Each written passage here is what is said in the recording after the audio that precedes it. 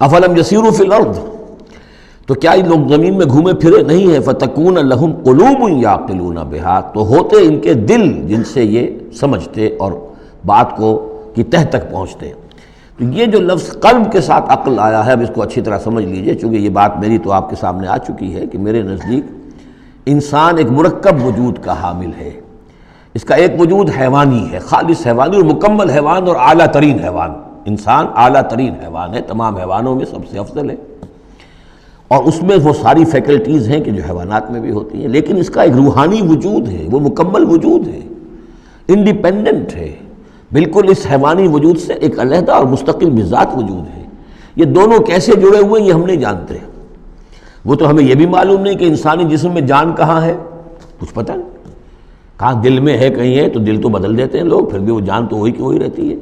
اب تو جو کچھ ہو رہا ہے آپ کو معلوم ہے، تو جان کہاں ہے، کس چیز سے متعلق، دماغ سے متعلق ہے، دل سے متعلق، کہاں سے متعلق؟ تو لائف ہی کو ہم نہیں جانتے، تو لائف سے آگے روح کا تعلق کس طور سے ہے ہم کیا جان سکتے ہیں؟ ہست رب الناس را با جان الناس، اتصال بے تکیف بے قیاس، یہ متصل ہے، یہ جو روحانی وجود ہے اور حیوانی وجود ہے یہ متصل ہے، ملے ہوئے تو ہیں، لیکن یہ اتصال ایسا ہے بے تکیف بے قیاس، نہ اس کی کیفیت معلوم ہو سکتی ہے، نہ اس کو کسی اور چیز پر قیاس کیا جا سکتا ہے، لیکن ہے دو علیحدہ وجود۔ ایک وجود پہلے پیدا کیا گیا تھا، کما خلقناکم اول مرہ، دوسرا وجود اس عالم خلق کے اندر آتا ہے، اور ان میں سے ہر ایک کی، دونوں کی اپنی اپنی عقل ہے۔ روح کی اپنی عقل ہے، روح کی اپنی آنکھ ہے، روح کے اپنے کان ہیں، اور جسم کے حیوانی وجود کے اپنی آنکھیں ہیں، اپنے کان ہیں، اپنی عقل ہے۔ تو ان السمع والبصر والفؤاد، یہ حیوانی، یہ گویا کہ انسان کے جو حیوانی ذرائع علم ہیں وہ یہ ہیں، جن کے بارے میں گفتگو سورہ بنی اسرائیل کی اس آیت کے حوالے سے میں تفصیلاً کر چکا ہوں۔ ان السمع والبصر والفؤاد کل اولئک کان عنہ مسئولا۔ لیکن انسان کے اندر جو یہ روح ہے یہ دیکھتی بھی ہے، یہ سنتی بھی ہے، اس کے اپنے کان ہیں، وہ غیر مرئی کان ہیں، غیر مرئی آنکھیں ہیں، لیکن اس کی اپنی عقل ہے۔ اب یہاں دیکھیے یہ دونوں چیزیں واضح ہو جائیں گی۔ فَتَكُونَ لَهُمْ قُلُوبٌ يَعْقِلُونَ بِهَا، تو ہوتے ان کے دل کہ جن سے یہ بات سمجھتے، او آذان يَسْمَعُونَ بِهَا، یا ہوتے کان جن سے یہ سنتے، فَإِنَّهَا لَا تَعْمَى الْأَبْصَارُ وَلَكِنْ تَعْمَى الْقُلُوبُ الَّتِي فِي الصُّدُورِ، اس لیے کہ آنکھیں اندھی نہیں ہوا کرتی، دل اندھے ہو جاتے ہیں جو سینوں کے اندر ہے۔ یہ کون سا اندھاپا ہے؟ ابو جہل اندھا تھا کس اعتبار سے؟ ابو لہب اندھا تھا کس اعتبار سے؟ ولید بن مغیرہ اندھا تھا کس اعتبار سے؟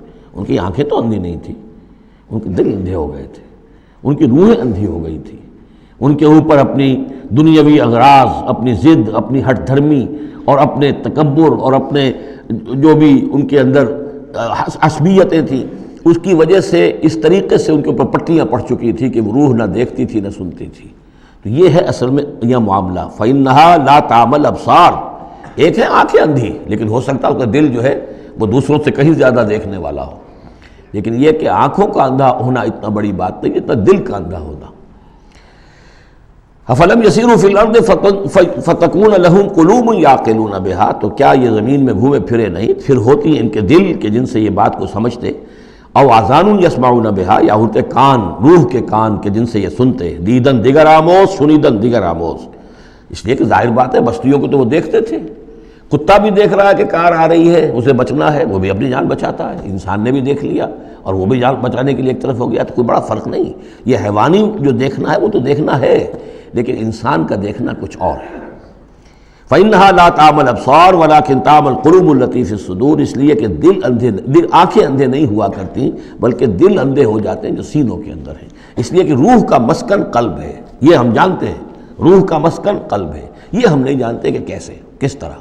بہرحال دل کو آپ اگر کہیں کاٹیں گے پیٹیں گے تو کہیں وہ آپ کو اس میں روح نظر نہیں آئے گی، وہ غیر مرئی شے ہے، لیکن تعلق اس کا جو ہے وہ قلب انسانی کے ساتھ ہے۔ وَيَسْتَعْجِلُونَكَ بِالْعَذَابِ وَلَنْ يُخْلِفَ اللَّهُ وَعْدَهُ، اور یہ لوگ جلدی مچا رہے ہیں نبی آپ سے عذاب کی، اور اللہ تعالیٰ اپنے وعدے کی ہرگز خلاف ورزی نہیں کرے گا۔ وہ عذاب آئے گا، کس شکل میں آئے گا ابھی اللہ تعالیٰ نے اس کو چھپا کر رکھا ہوا ہے، کب آئے گا وہ بھی اللہ نے چھپایا ہوا ہے۔